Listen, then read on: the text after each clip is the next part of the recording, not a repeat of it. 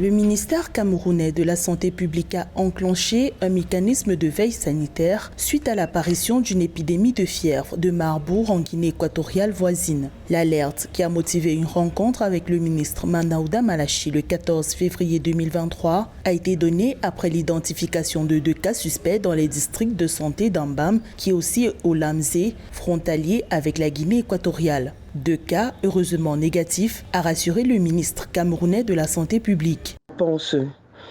Et en même temps, il faudra savoir que l'évaluation faite des capacités du pays à répondre efficacement à cette menace, si elle venait à s'imposer, apparaît clairement que le Cameroun est presque prêt à pouvoir répondre efficacement contre cette pathologie.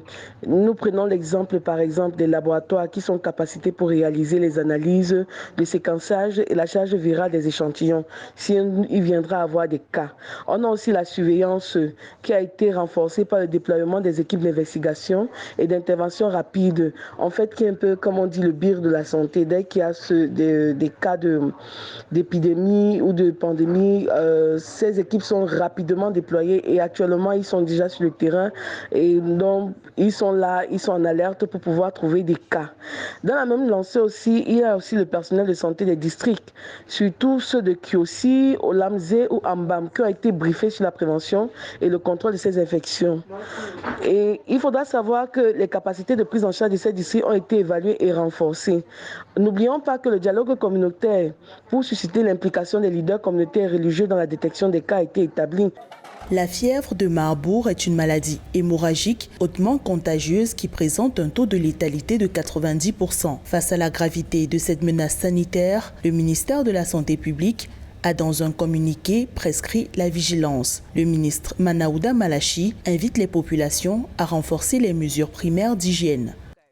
Je réitère aux populations frontalières de la Guinée équatoriale en particulier et à l'ensemble du territoire national en général le respect des précautions standards d'hygiène, à savoir se laver régulièrement les mains avec de l'eau propre, coulante et du savon, surtout après avoir manipulé un animal ou un produit d'origine animale ou après avoir pris soin d'une personne représentant des symptômes de fièvre hémorragique. Éviter le contact avec les fluides corporels des personnes malades, y compris les rapports sexuels. Évite le contact avec les animaux sauvages, malades ou trouvés morts. Laver les aliments et les consommer bien cuits et chauds.